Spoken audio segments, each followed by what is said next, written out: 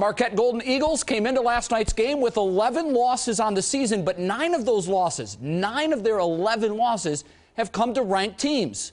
It looked like the 10th was coming last night to number 15 UConn. You saw what happened, and as a result, Marquette now puts a big quality road win in the right column.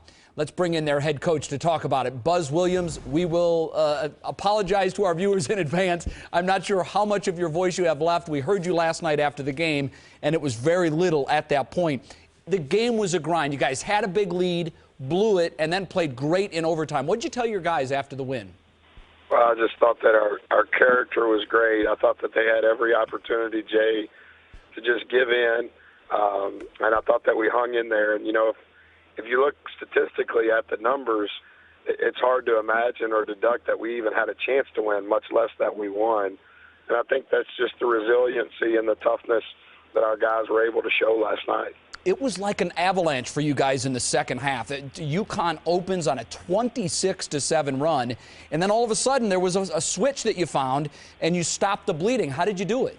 Well, I don't know that there's a specific answer to that, you know, and we played 8 league games on the road, and we've won 3 of those, counting last night. And every game in our league is such a grind. And I used my 4th timeout at about the 10-minute mark just to try to stop it. Just like what you were saying, it was getting away from us, and had to use the timeout just in hopes that we could find a switch to get us back in the mix. And, you know, they got every 50-50 ball. They were really hammering us on the offensive glass. We couldn't make a shot.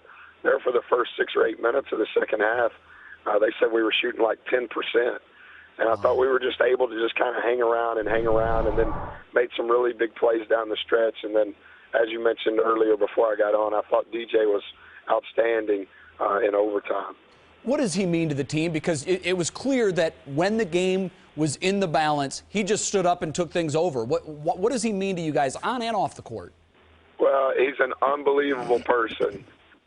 Who really cares about people and wants to do the right things. He was mad at me throughout the game because I was yo-yoing him in and out of the game because he was playing so bad, but it was our team that was playing bad, and I thought that he was a great teammate when he was on the bench. He was very vocal during timeouts, and I thought he was the swing vote as we finished regulation, and then during overtime, he's such a dominant scorer when he has the right mentality, and I thought that every shot that he took was created by someone else. I didn't think that he forced anything, and he does such a great job of forcing help that it allows our other guys to make shots in a lot easier fashion. You know, Buzz, as well as anyone, that when you're living on the bubble and you get a huge win on the road against a quality opponent, there's probably nothing better. How big was this win to your season last night? Well, I thought it was a huge win, Jay, just because of how it all played itself out. I don't spend a lot of time consumed with all of the chatter and all of the talk, because the bottom line is you have to win games, and you can get so lost in all of the numbers. Similar to what you said in the intro, we've lost 11 games. 10 of those are the teams in the top 25 in the RPI this week. Wow. And of those 11 losses, 7 were decided by 2 possessions or less. And, you know, you can come up with so many justifications for why we won, why we didn't win. But the bottom line is you have to win. And to beat a quality team that's a top 15 team like UConn, they've got one of the top 5 players in the country. It just says a lot about our group, and I hope that the confidence that we were able to gain from finishing that game out last night can propel us as we finish up. Well, you've got a couple of nice quality wins in that column, and in terms of bad losses, you don't have one this year. So, and I know last night I loved your answer. You're not into the politics of it, but I'll ask you, are you guys a tournament team? Well, you know, I honestly, I love your show. I love all of the shows that talk about college basketball, but I think it just, as a coach, I don't think you can partake in, let me be a politician and talk about our team and what we've done, and we play in the best league, and we're this and we're that. I don't think any of that matters in the end. I think the selection committee studies you on a game-by-game basis, and if you look at, you know, of our 11 losses, 8 of them were on the road.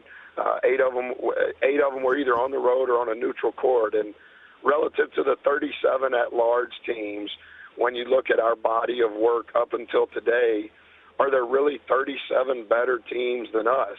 I mean, I have a hard time believing that, but being fair to that, I don't study everybody else. I study the teams in our league, and so I don't know what's happening in the Big Ten or the ACC or the Pac-10.